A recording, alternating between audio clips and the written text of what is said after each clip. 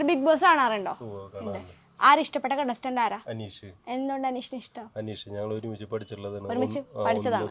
7 വരെ കോടന്നൂര്. സെയിം നാട്ടുകാരനുമാണല്ലേ? എങ്ങനെ അനീഷിന്റെ ക്യാരക്ടർ എങ്ങനെയാ? ഞങ്ങളുടെ ബന്ധും കൂടിയിട്ടാ, റിലേറ്റീവ് കൂടിയാണ്. ഓക്കെ. പറയില് എങ്ങനെ ക്യാരക്ടർ എങ്ങനെ അനീഷുണ്ട്? ആള് സൈലന്റ് ആണ്, മൊത്തത്തില് സൈലന്റാ. പിന്നെ എന്താ വെച്ചിട്ടുണ്ടെങ്കിൽ അധികം ആരുടെ അടുത്ത് അങ്ങനെ മിണ്ടാറൊന്നുമില്ല. കുഴപ്പമില്ല, നല്ല ക്യാരക്ടർ. നല്ല ക്യാരക്ടറാണ്. അപ്പൊ ബിഗ് ബോസിൽ പോയപ്പോ നല്ല തിരിച്ച് ഓപ്പോസിറ്റ് ആയിരുന്നല്ലോ, ഭയങ്കരമായിട്ട് സംസാരിക്കുന്നത്. പോസിറ്റീവ് ആയി ആള്. ഇവിടെ സൈലന്റ് ഉള്ള ആള് അവിടെ നല്ല പോസിറ്റീവ്. ആളുടെ നാച്ചുറൽ കാര്യങ്ങൾ പറയണു. ഈ ശരിക്കും നേരിട്ട് കാണുന്ന പോലെ അല്ലല്ലേ ഇപ്പൊ ബിഗ് ബോസിൽ നിൽക്കുന്നത്? അല്ലേ, ആള് നേരിട്ട് കാണുന്ന പോലെ തന്നെയാ. പക്ഷെ ആള് കാര്യങ്ങൾ പറയുമ്പോ കറക്റ്റ് ആയിട്ട് പറയണമെന്ന് മാത്രം. അപ്പൊ നമ്മുടെ ഇപ്പൊ ഒരു കാര്യം ചോദിക്കുമ്പോ അതിന് മറുപടി ആള് കറക്റ്റ് ആയിട്ട് തിരിച്ചു പറഞ്ഞു കൊടുക്കുന്നു മാത്രം. അങ്ങനെ. ഇന്നലത്തെ എപ്പിസോഡ് കണ്ടായിരുന്നോ? ഇല്ല.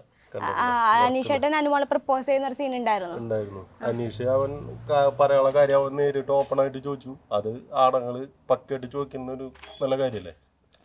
എപ്പോഴും പണ്ട് ഇങ്ങനെ ഓപ്പൺ ആയിട്ട് ചോദിക്കുന്ന ആളാണ് എല്ലാ കാര്യങ്ങളും നേരെ പോസിറ്റീവായിട്ട് ഇങ്ങനെ ചോദിക്കാറുണ്ട്.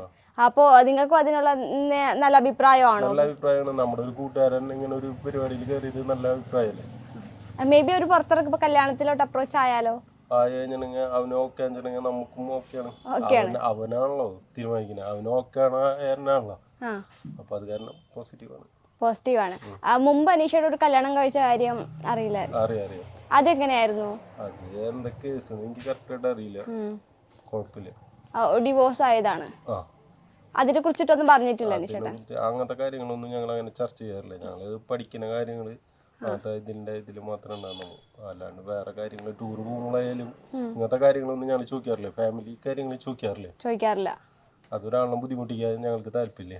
അപ്പൊ ഇങ്ങനെ ജസ്റ്റ് ഒരു കഥ അറിഞ്ഞത് മാത്രമേ ഉണ്ടായിരുന്നുള്ളൂ. ആണ്.